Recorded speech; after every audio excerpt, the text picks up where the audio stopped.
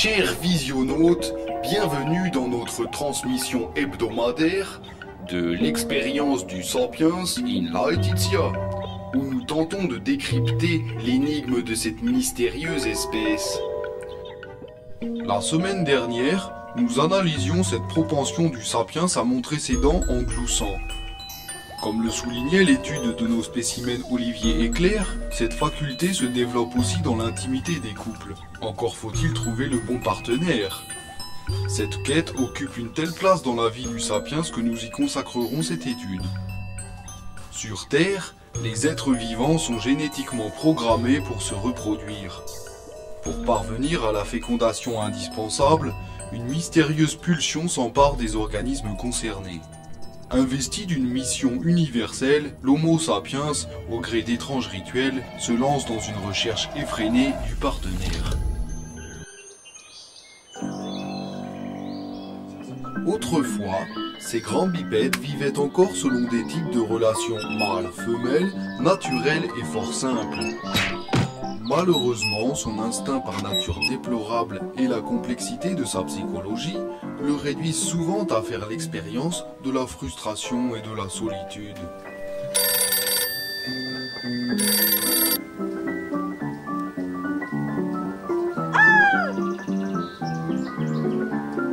Son insatisfaction chronique ne cesse d'ailleurs de nous étonner, vu sa dangereuse prolifération.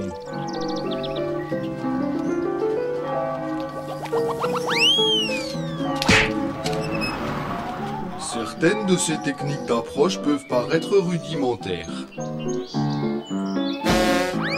Mais force est de constater que l'Homo sapiens ne choisit jamais la simplicité. C'est certainement cette originalité qui le rend si attachant.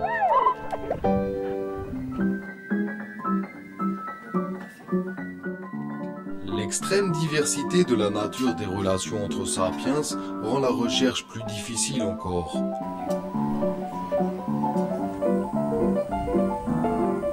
Il peut avoir recours aux méthodes de rencontre proposées par son organisation sociale complexe et technologisée. Mais elles semblent inefficaces et rendent la quête légèrement abstraite. Très intellectuel, passionné d'art, de musique, de voyage. J'aime l'aventure. Je suis très libéré, mais tellement fidèle. Blonde, très blonde. S'il arrive toutefois que le partenaire survienne inopinément, le cas reste exceptionnel et cache généralement de futurs désagréments. Tu vas voir froid, mon chéri, tu vas oublier ton chandail. Je te présente ma maman. Étudions plus attentivement le parcours de deux spécimens que nous appellerons Marie-Christine et François-Daniel pour plus de simplicité, en âge de se reproduire et en pleine période de libération hormonale intensive. Le mâle, le poil saillant et la truffe humide, explore les limites de son territoire et de ses techniques d'approche.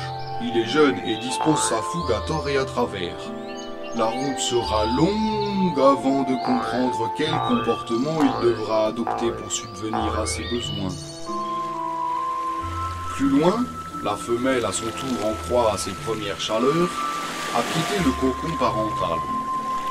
L'odorat encore peu développé, elle cherche maladroitement un nouveau protecteur.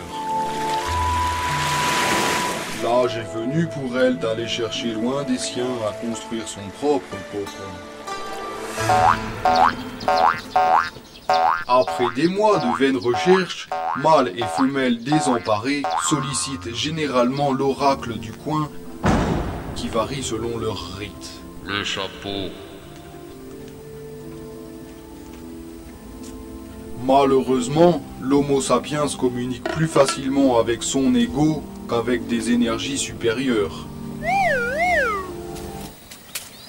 Nous voyons ici la femelle, Marie-Christine, interroger Dame Nature sur ses chances de réussite.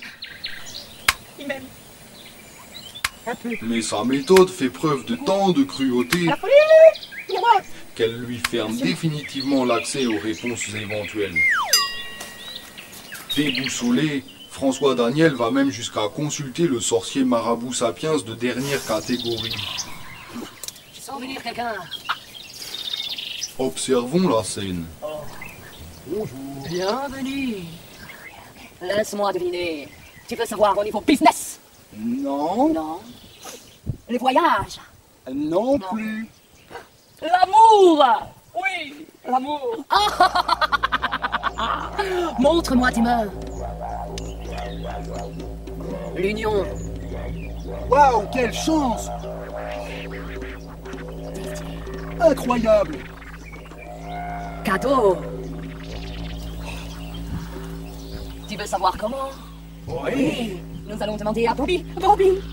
Dis-moi Bobby, Bobby, Bobby, Bobby, Bobby. Bobby! Bobby! Bobby! Ah oui, je vois, je vois, je vois. Argent.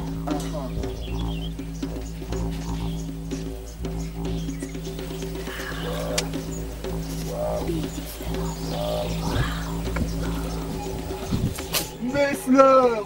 Basta bucolique. Les personnes qui mettent pied dedans est ta promise. Le temps est fini. Grâce à cet étrange objet qu'il se fixe au bout des pattes, le mâle possède désormais un indice pour chercher sa future femelle. Merci. Nada.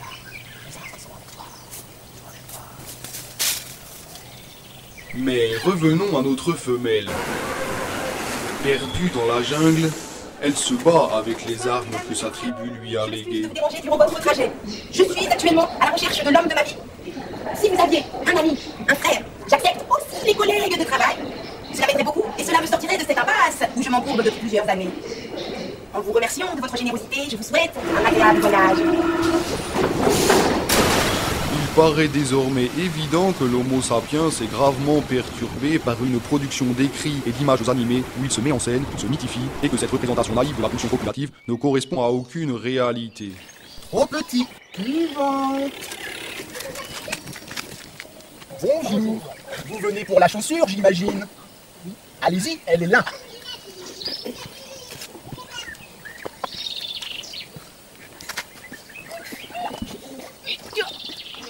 Trop grand. Désolé. Suivante. La chaussure. En proie à des montées hormonales qu'il gère encore maladroitement, le mâle cède aux mécanismes primordiaux qui l'assaillent. Trop petite. Et c'est pas grave la chaussure, c'était presque bien. C'est pas le pied. C'est pas le pied. Eh non. Sa place dans le groupe est alors menacée. C'est qu'il existe chez l'Homo sapiens une tendance à s'emparer de ce qui est aux autres pour étendre son propre territoire. Soumettre, dominer, vaincre. On va chercher Marcello. Tels sont les comportements instinctifs qui gèrent les relations au sein de la communauté.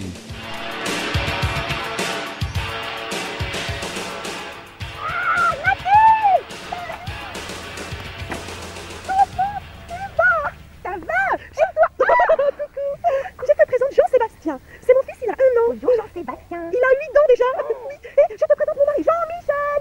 Oui. Viens voir qui est là. Alors, c'est mon mari Jean-Michel et c'est ma maison. Avec mon jardin. C'est notre maison. Oh chérie, oh, je suis trop contente. Il est adorable. Vous l'avez pesé?